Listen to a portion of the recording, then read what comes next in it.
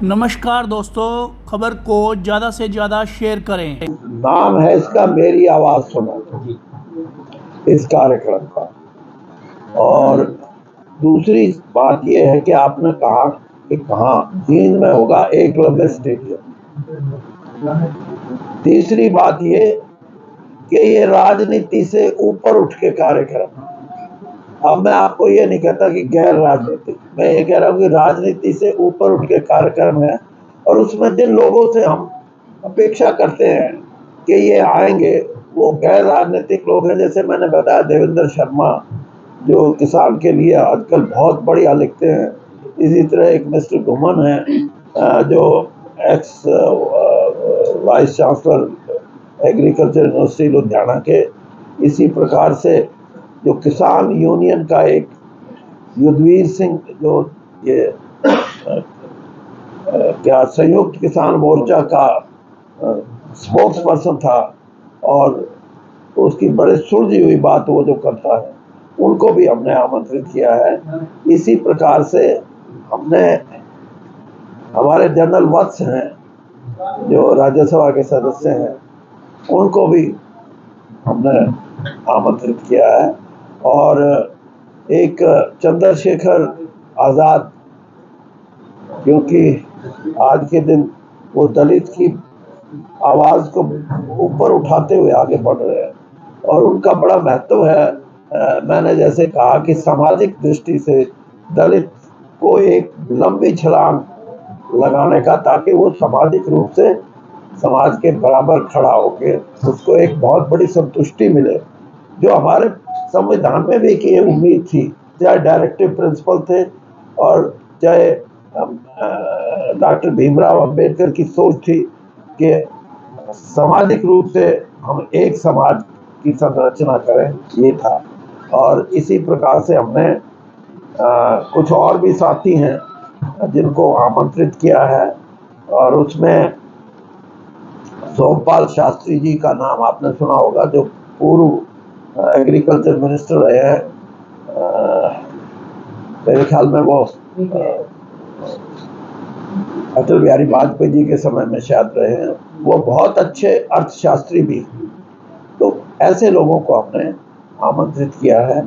और जगमीत बराड़ पंजाब से, वो वैसे तो वो अकाली दल के हैं, लेकिन उनकी सोच भी गरीब के किसान के प्रति, गरीब के प्रति, गांव के प्रति वो बहुत अच्छा बोलते हैं। बड़े अच्छे उनके सुझाव हैं।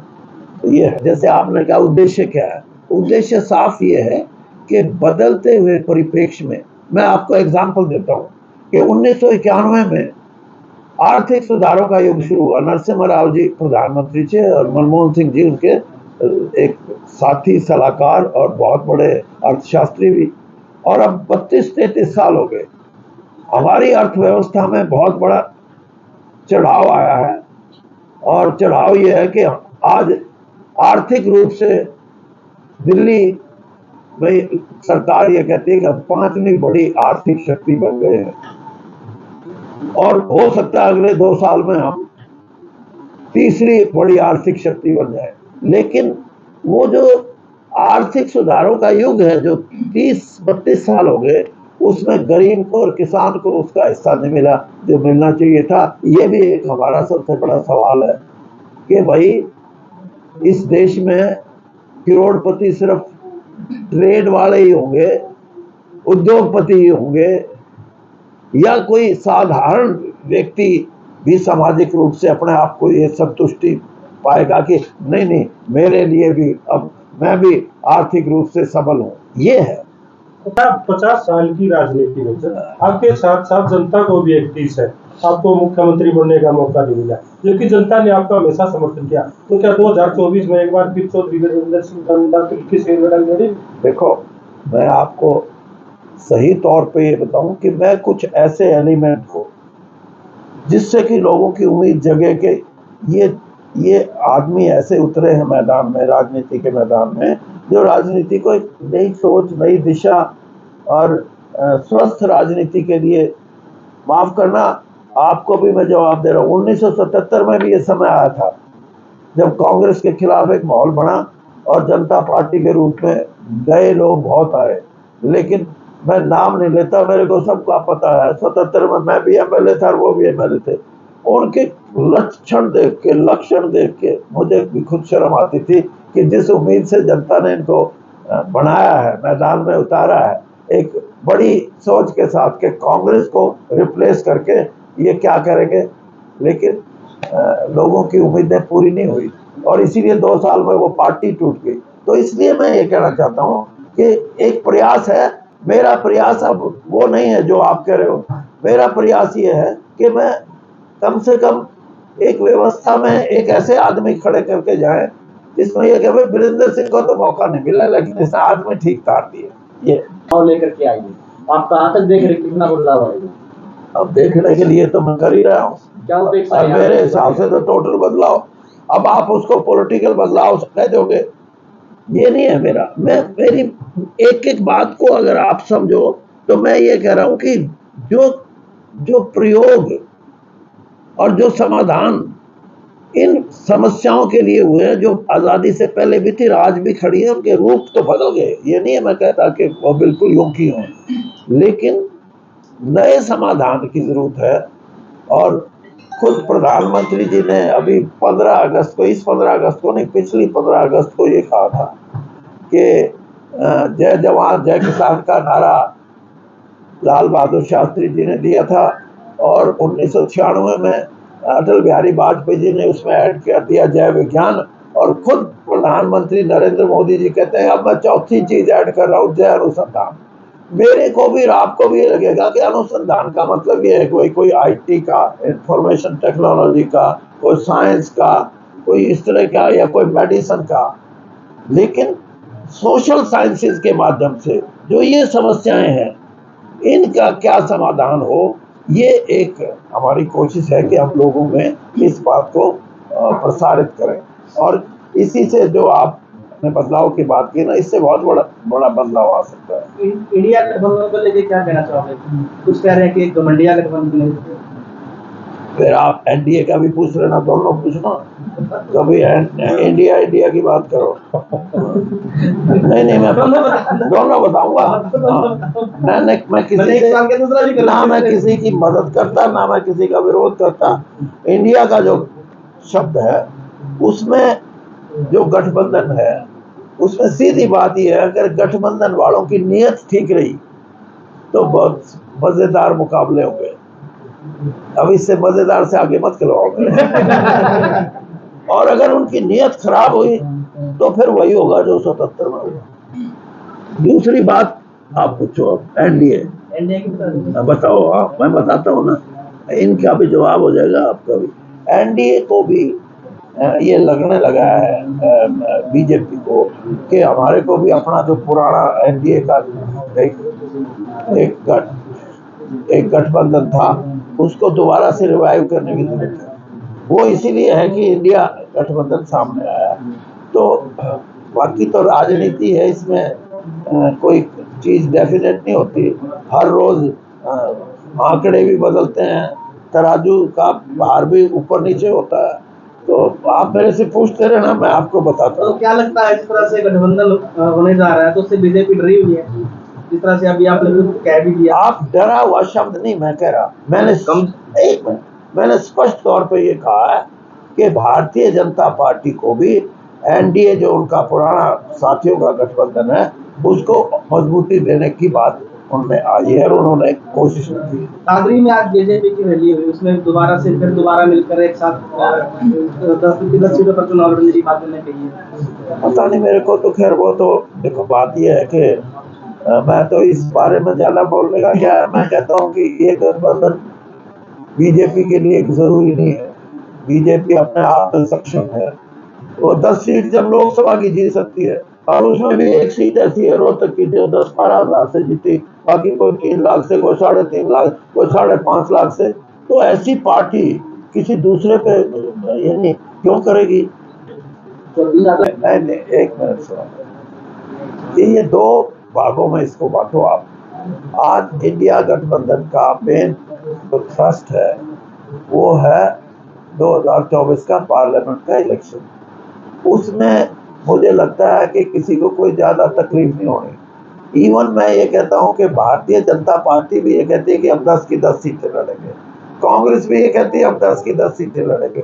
गठबंधन के जो पार्टनर हैं वो भी इस बात का शायद एहसास करते हो, लेकिन जब चुनाव असेंबली के आएंगे तब सिचुएशन क्या होगी वो अलग बात है।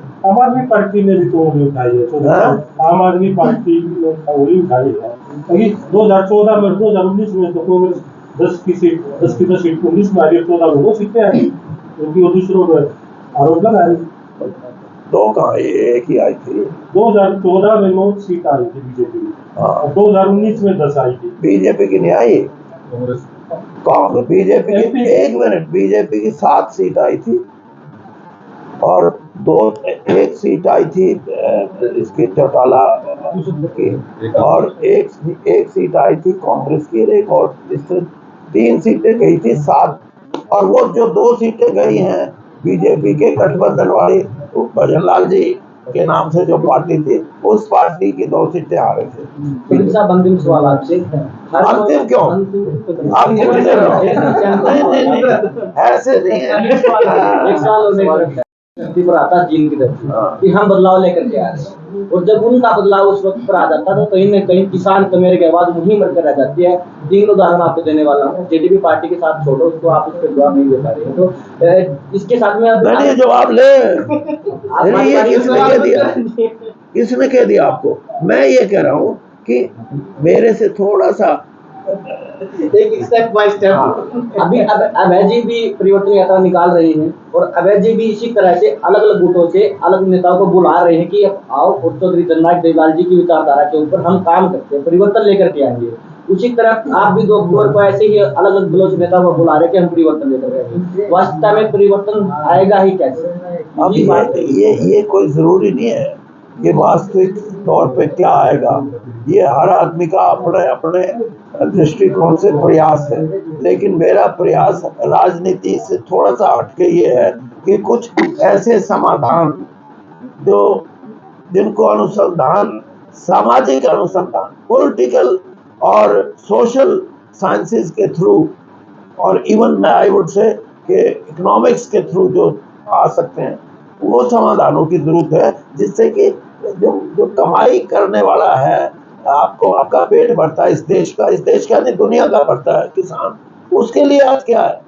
मेरे प्रोफेसर, जब मैं 1966 में पढ़ता था, मेरे प्रोफेसर की तनख्वाह 274 थी और उसी साल पहली बार किसान का गेहूं का भाव 74 रुपये तय हुआ था, 74 रुपये क्विंटल।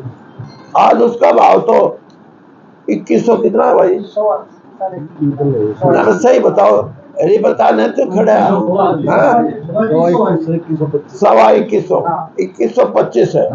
और उसी प्रोफेसर की जिसकी तनख्वाह 274 थी, वो आज 1.25 लाख से 1.5 लाख के बीच में लेता है, उसका तो 60 गुना इंक्रीज, और उस किसान का 19 गुना। ये